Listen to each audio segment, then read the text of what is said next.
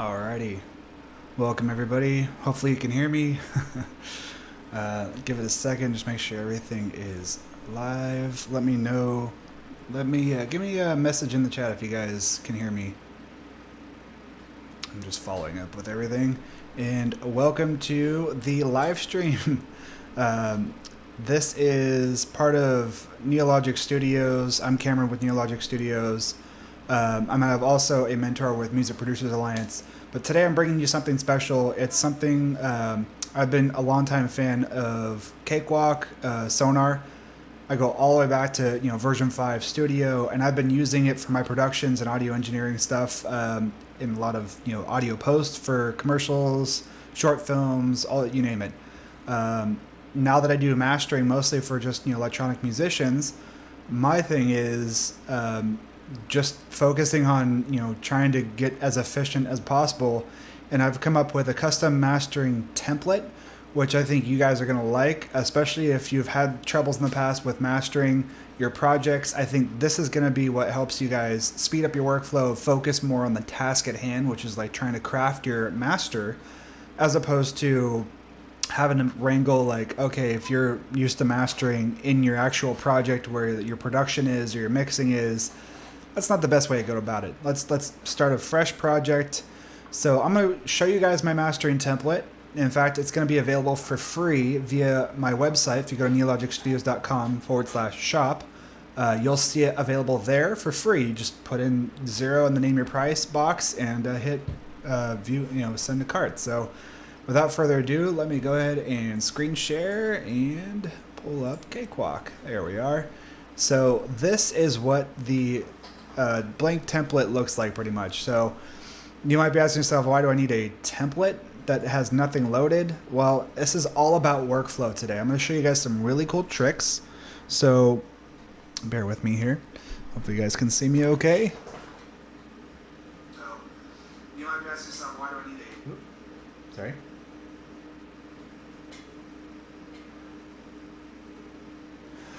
All right. So just a couple of things here. I'm going to walk you guys through first how the template is set up to work.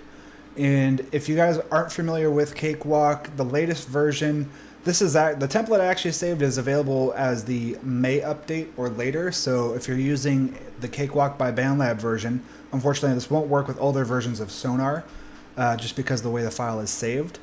I may go back and do co-installs, but I've only been using the fresh install Bandlab since they've gone to Bandlab. So the very top here, you'll see references. Now this is great if you want to reference other commercial mastered tracks just to get an idea of where things are tonal balance wise, meaning like how do things sound in the lows, the mids, the highs, how's the loudness sound overall.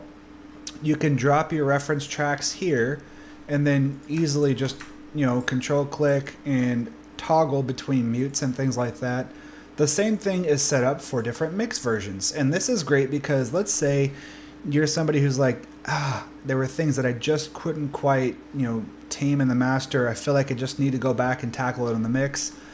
This is a great way to easily A/B between different mix versions and tell whether you've made an improvement or not, or if the client or somebody else is actually you can just A/B between different mixes. It's such a help to be able to go back to a previous mix at a glance and just hear the changes that were done, because sometimes it's not immediately apparent, especially if it's already passing through your chain.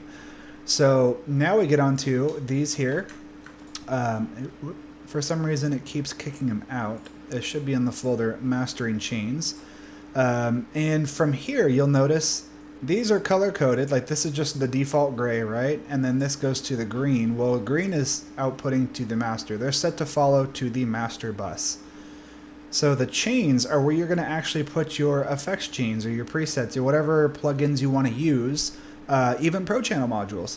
So let me just go ahead and pull in maybe one of my projects from earlier this year. Let's say, yeah, let's just do that one. Give it a second. It's loading up quite a chain, so There we have chain B. Awesome. So I can easily put in another chain here. I'll just load another chain preset. And then between these, I can easily toggle between the two.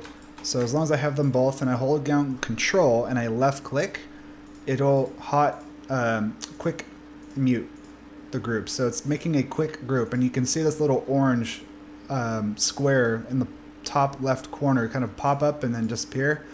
That's letting you know it's just a quick group while I'm holding down Control. However, now that I have both selected, as long as I have them set in the state that I want them in, one is muted and one is not. If I go and say group, and I'm going to group them to B here, they are now both part of mute group B. So I can easily just toggle between those two, and it's always going to be at that state. The same can go for these different mixes here. So if I say group C, and maybe references I'm on group D, I can easily toggle between different mixes, different reference tracks, and different chains. The chains are all set to route to the master bus, which then will route to a hardware output. So the reason I have taken the time to do this specific setup, if you know this color code here is going to the preview bus, and if we look at the preview bus's output, it's actually not going to the master bus, it's going to the same hardware outputs that my master bus is sent to. So both of them are routing to analog 1 and 2, and this lets me do things like bypass this entire chain, but also bypass the master bus if there's anything going on there that I don't want to pass through. I want to get a separate analytics tool. So let's say, for example, I tend to use U-lean loudness meter just to get a good reference of where I want a visual aid to see where my levels are at, right? Well, I would put 2 copies on because I can easily and quickly just let the preview bus show me where the preview stuff is at, loudness wise, and not affect the loudness analytics that are happening with my master chain. So that's a very helpful tool. And the other one is Spam Plus. I love Spam Plus because it's such a great tool for just inspecting the frequency spectrum of certain things. And let's say I have a mix coming in through here. Let me just pull one in really quick. Sorry, Mark. I'm going to borrow one of your songs. Okay, so I'll just turn that way down. And you can see here, I've got signal showing up here, but you notice nothing is going on here in the preview bus. Even if I were to toggle it, we notice that the song completely disappears, but the analyzer tool is still showing me the constant information from the master bus only. If I open up that separate version of Oxy and go spam for the preview bus, I can have them open side by side and make some notes that might be happening between the reference track and the track that I'm trying to master. So this is a reason that I like to separate those two processes all together, and it just helps to have that extra stage where you can send signal to before it's being sent out to my main outputs, which would be, obviously I'm in headphones right now, but you get the idea. If anytime you guys have questions, feel free to just drop me a line in the chat there. Hey, what's up, Lucas, Sean? Hey, Sam, Connor. Hey, man, I got quite a group of people. What's up, everybody? Oh, wow. Okay, so now you guys can see what the chain is doing. Let me walk you guys through some basics of what's happening here. So if I were to turn this off, I'll play this back again. Sorry, it might help if I unmute it.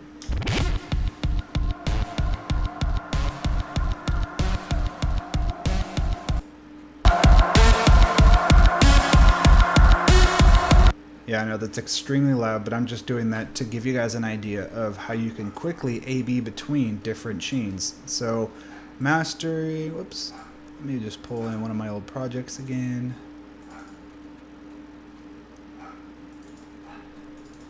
So this is a totally different mastering chain from a different project that I had saved out. And let's just extract these. There we go. So now I want to A/B between the two.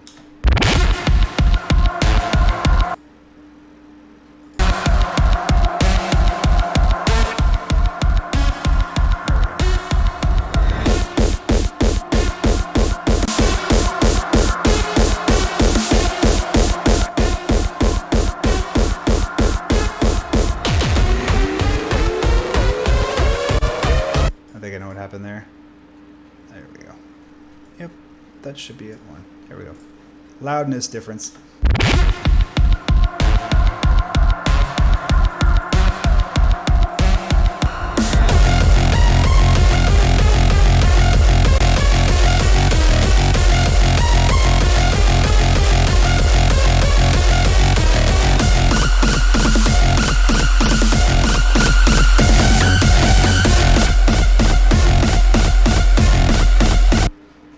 So hopefully that gives you guys a good idea of how you can quickly audition different chains.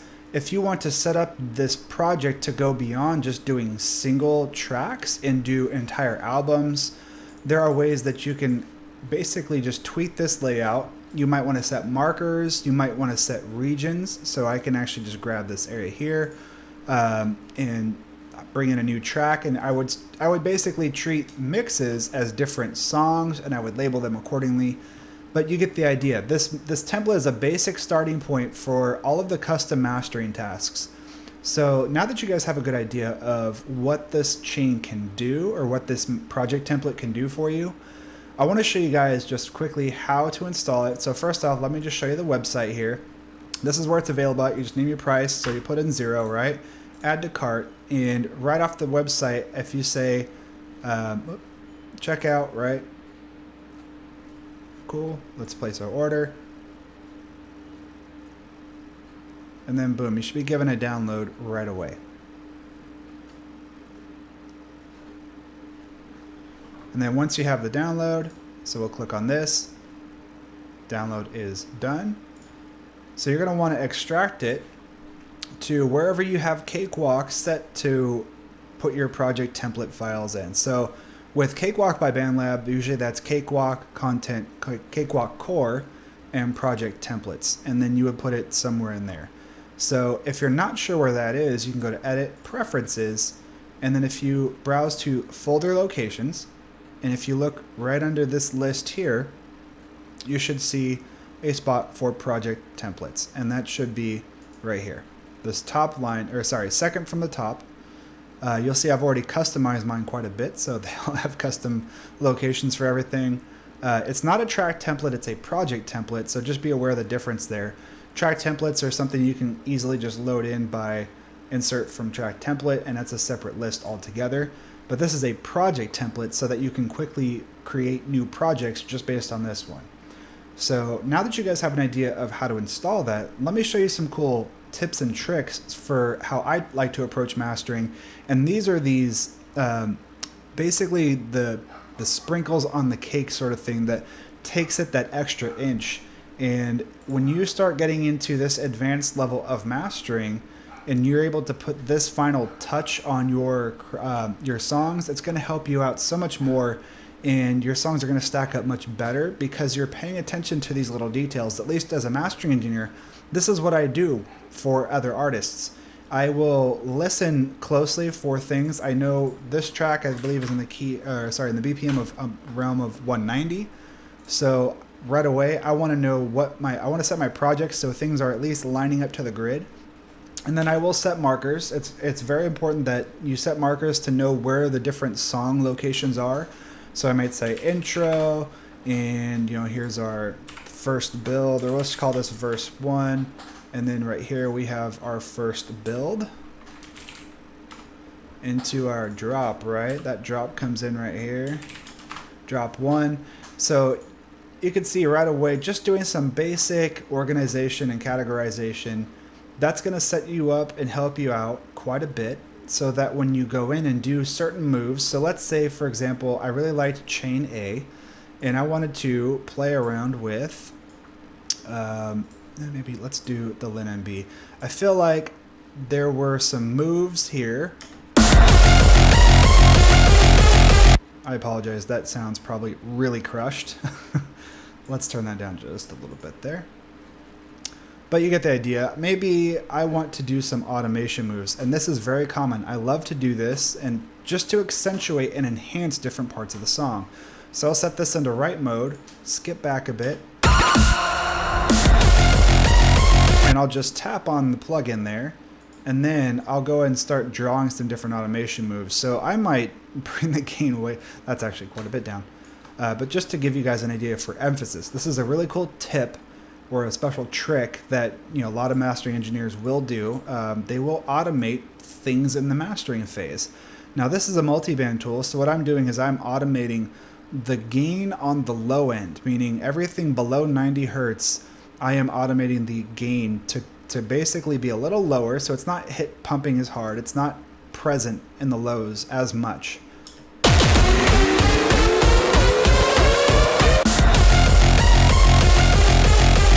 And you can tell it's really pumping there.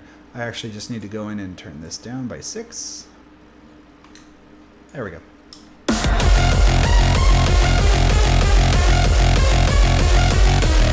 Yeah, that's much better. And he says it's negative 2.6, but that's because I turned it down by 2.5.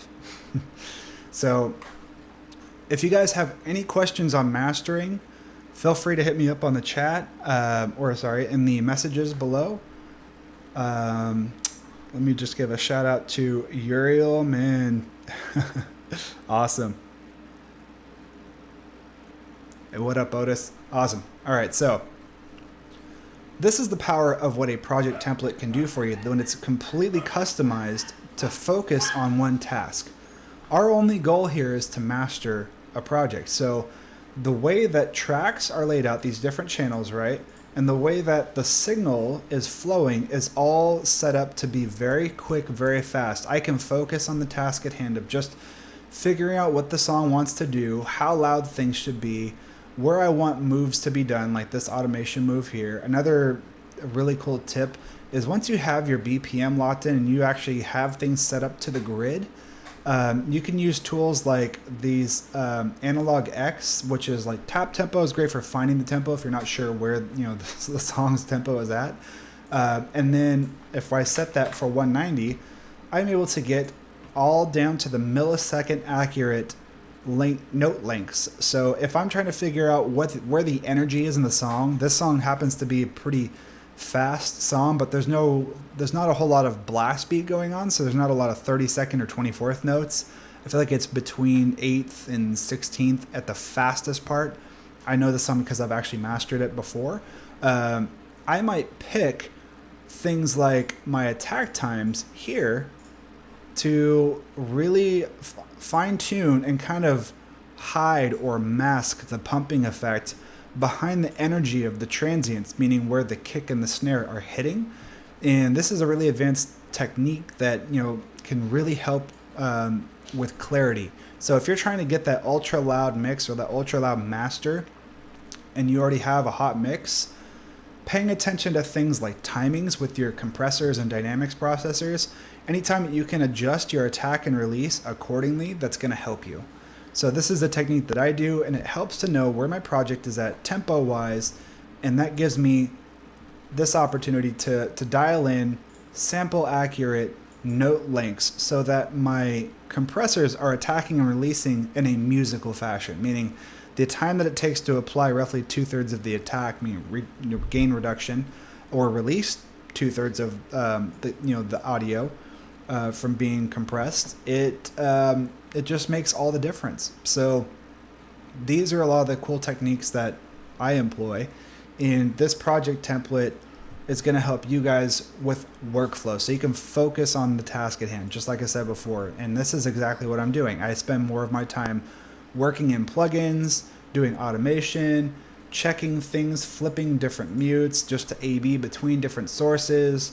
And then when it comes to exporting, that's where this really gets cool, is because it's super easy to just click on a track, click on my master, and I can say export audio. I'll export as whatever format is. If I need to make changes, or maybe I like multiple masters, I might bounce both, and I can just toggle this, click this one, and export again. So it's really easy to make quick work of the mastering phase. Doesn't really spend a whole lot, doesn't keep you spending a whole lot of time focused on all the technical aspects or wrangling your project. Or let's say you have to bounce, you're in the mix phase and you want to bounce the instrumental, the acapella, the full track, alternate mixes.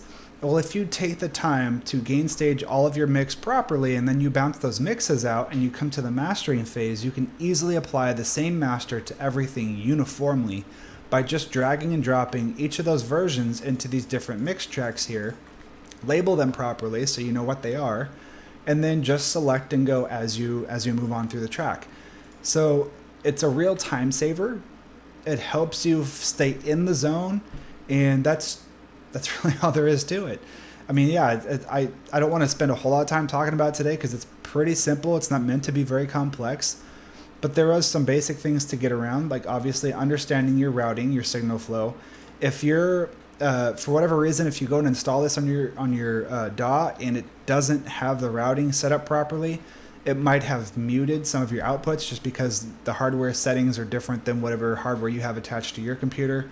I would just go ahead and reset that and make sure that both of these are routed to your default hardware output, wherever your mains are at, your speakers are at, your headphone mix is at. Route it to the same output, but don't route the preview bus to the master bus, because this is the point, is you want to bypass it. You want to be able to see between both of them. So if I were to just play this really quick, and we can see signal coming through there. Let me switch back to chain A.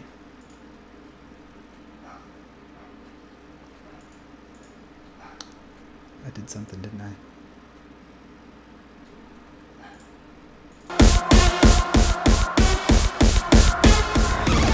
Okay, so now we can see this stuff is moving on and everything's working properly. These are the tools that I tend to suggest. It doesn't have to be these. There's lots of free versions out there. I'm using Span Plus, but there is a version of Span that is available for free. Analytics tools are your friend, so I would definitely get them if you do not have any. Things like Voxengo Span, or maybe it's Waves, the PAS analyzer, or there's tons of them out there. Isotope has Insight, which is a really cool tool. You want something that gives you some basic idea of where roughly what loudness is, and some sort of visual aid for where the spectrum things lie, how much energy is across the spectrum. So obviously here in the lows, we're about 44 hertz. There is a lot of energy throughout the track here. That's pretty consistent. And then we have this smiley curve I've kind of built into the mastering chain, so you can see the second highest peak for energy-wise is right around 7.8K. Now that's pretty harsh, but at this loudness level, that sounded pretty balanced. And another tool you can use, if you guys have Isotope, it's Tonal Balance. Anything from Isotope is pretty cool. Tonal Balance Control is another godsend. I would put this on the master bus just to see how things are working. So again, if I were to play that, it lets me know some basics. You can tell the crest factor, it's actually leaning a little bit towards the sustain side. There's not as much transient energy in the lows there. But average levels, it looks like we're within an optimal range. And let me just clear that out of the way. Your mid-range, your high mids, and your highs. This is definitely on the higher end, but it's still within a decent, listenable range. So if I just play it back from that drop there again, pretty cool. These are the types of tools I would put on the master bus. You can also put it on the preview bus, but it's more just for previewing purposes. And then it's also just good to A/B. Listen with your ears. Let your ears guide you. I rarely do things visually first. I'll do the tweaks according to my ear, what sounds good, and then I'll go back and I'll check with things like Voxengo Span just to correlate. Make sure, obviously, if I'm mastering in headphones, there's going to be a lot of deficiencies that I have to overcome. I'm very familiar with these headphones, and I'm very familiar with my playback system. I know the limitations, and I know where the shortcomings are that I have to overcome. So those tend to be the areas that I will look at in visual aid tools like this, just to correlate and make sure that there are things that I'm hearing or not hearing are either there in the signal or they're not there. Whatever is supposed to be there should be there, and whatever is not supposed to be there shouldn't be there. And if I'm seeing more energy than I'm hearing, or maybe something is happening below the threshold of hearing, and it sounds like wonky, I can't tell what's going on, but clearly in a visual aid tool like this, if I saw stuff going on that was like huge peaks below 20 hertz for some reason, I would know I need to apply a low cut, basically just a roll-off filter that filters out everything below 20 hertz because there's just way too much soaking up all of our headroom. So there you have it, folks. That's the walkthrough for this chain. I hope this helps you guys out. And again, this is available on my website. If you go to the shop, it's available for free right now. I may not keep it free forever, but you can just name your price, put 0 in the price tag, and hit buy. So thank you guys for watching. Again, if you guys had any questions, let me just double check here. Otis. So Cakewalk is a full-fledged DAW. I just saw your last question there. Sorry, I got to it a little bit late. Would he mix in Cakewalk, in Ableton, or other DAWs? So you can mix in whatever you're comfortable with. I've been using Cakewalk since version 5 Studio, way back in the early 2000s, probably even, around 2003, 2004. So it's my daily driver DAW. I love to work in it for a lot of audio production. And when it comes to working in Ableton, I find Ableton is a great tool for production and sound design stuff. It can be a little cumbersome for other tasks like automating, especially when you start to automate. Let's say I have this many plugins on a single track, and even just to do things like setting up these auxiliary tracks here, Cakewalk makes quick work of that, whereas there's a couple extra steps involved to do auxiliaries, returns, things like that. It's possible, but it takes a little bit of extra steps in Ableton to make it happen. So when you're dealing with stuff like mastering and just being able to stay clean and organized, that's the other thing for me, Ableton, when you start dealing with a lot of automation channels, it can be really cluttered on the screen, which is why you want to start making effective use of consolidating scenes to kind of help collapse and keep the project organized. But then it's just a couple extra steps if you have to go back in and find something. Whereas here in Ableton, I can quickly just view all of my lanes right here under automation lanes. So let's say if I had opened up and let's create a few more. So let's say, you know what, I wanted the Pro L2, I want the attack time automated as well. And maybe, you know what, I also want the comps threshold on the Waves SSL comp opened up. So I've got all these automation lanes available and they would all pop up down here. Now I keep just flipping between them. I haven't actually put any nodes in there, so unfortunately it's not showing me an extra lane. However, the same thing happens. Let's say you wanted to treat this, instead of doing a single song like this and just having various mixes, I might treat this as song 1, right? But then if I get multiple mixes, I can easily come down here and I would say, this is mix 1, this one is mix 2, and then we can just mute or solo between those different ones. And I can even say, these here, these are take lanes. So this is treated more for like production when you're recording and you have multiple takes. But in this sense, I can easily modify this template to work in this fashion. So if I were doing a multi-song project, I would treat these tracks here as songs, and then have, anytime I get different mixed versions of that song, I would just drag and drop it in place here. And this allows me to make quick work of that. So I can still easily A/B between different mixed versions of the song just by using the take lanes. Now Ableton, you can use that as a mastering tool too. And I have mastering presets I've made available for you guys as well. If you want to go on my website again, let me just show you. So if you go to the shop, I have these custom presets. It's a mastering rack basically. It's based off of my custom mastering chains that I've been honing for the last several years. And it's all with the stock plugins, just kind of emulating the same process that I use with a lot of my Waves tools. So Ableton is totally capable of it. I just prefer the workflow of working in Cakewalk because of the speed and efficiency and the way that I can work. There's no one right or wrong tool. So hopefully that answers your question. And yeah, Ableton does get messy. I love Ableton though. I do a lot of EDM production in there, and there's nothing that compares to being able to do quick groups and just do quick stacks of entire VSTs in layer. So Trying to do that in Cakewalk is a different story because the way that they use the synth rack, you can only create one instance of something at a time. You can't just quickly duplicate the way that you can in Ableton. So doing things like saw stacks and stacking serum after serum after serum and having different processing chains on each layer, that's something that Ableton definitely has a leg up on Cakewalk for. Especially to do that fast. You want to be quick with it, right? Once you start learning, oh, I didn't know Ableton could do that. And once I learned it, I was like, I'm not going back to Cakewalk for doing EDM production, especially if I have to start layering synths in that fashion.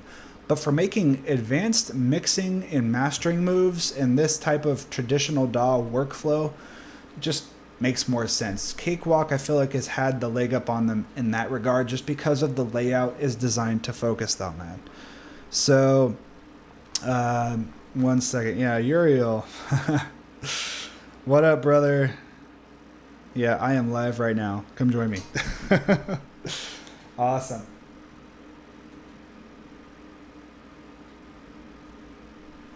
Yeah, definitely go check out those Ableton racks.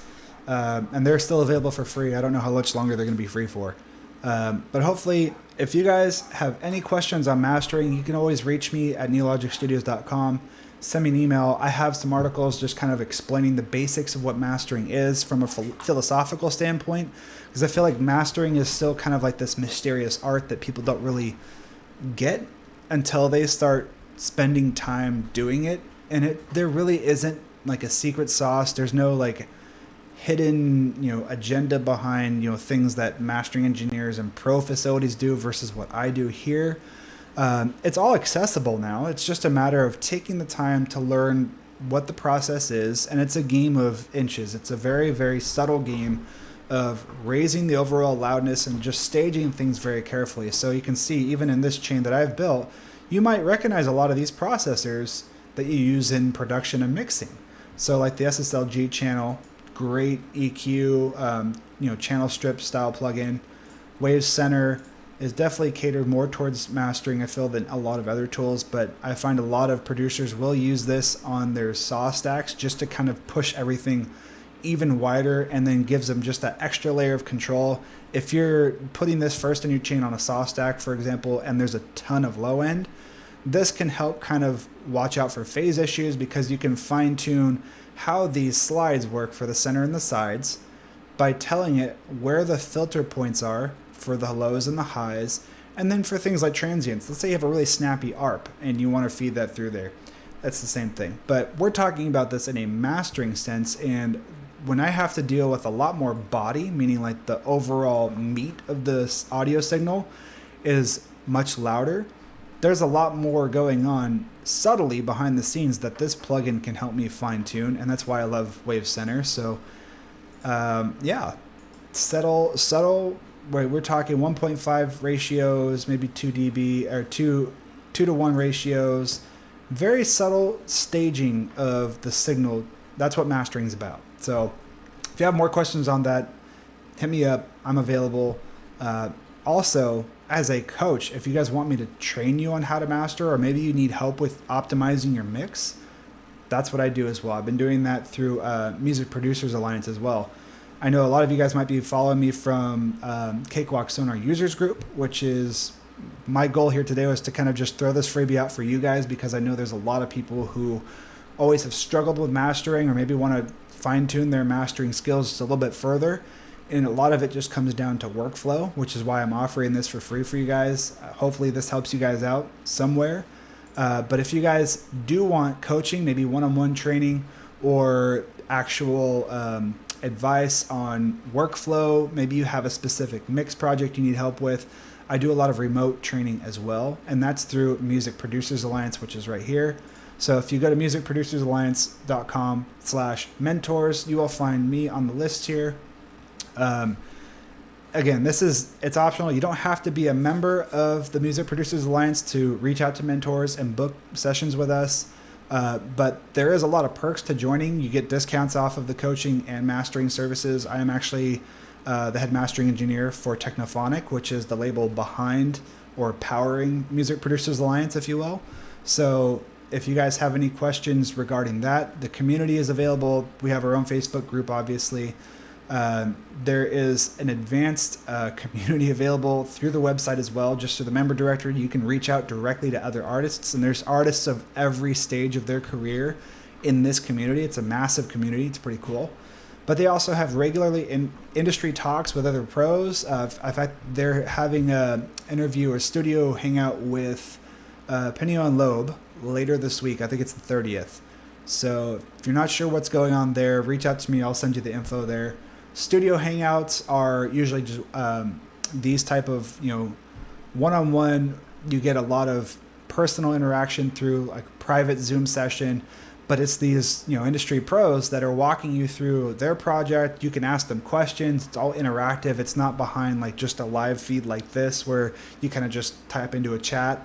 No, it's way more personal. It's like getting to hang out one-on-one there with them. And then the producers roundtable happens weekly right now. We might bump it back up to twice a week later on, but this is just for members. So basically, when you register to attend, if you need help with your tracks, getting the leg up, like I said, if you don't want to book a coaching session with us, that's part of being with the actual membership is for, because every week you have the opportunity to upload your mix, get feedback from a group of other pros, other producers that are, aspiring producers. There's, we're welcoming everybody of every skill level, because we always have something we can learn from one another. It doesn't matter if it's a newcomer or if it's somebody who's an industry vet. There's always somebody with cool ideas to bring to the table, and that's where we start accelerating our craft like tenfold. It's so cool. I've been a part of this for like the last year or so, and it is just crazy how much Music Producers Alliance has just blown up. So again, if you guys have any questions, feel free to reach out to me. Hopefully this helps you out. Thank you so much for tuning in today, and until next time, happy productions. So I'll see you guys later.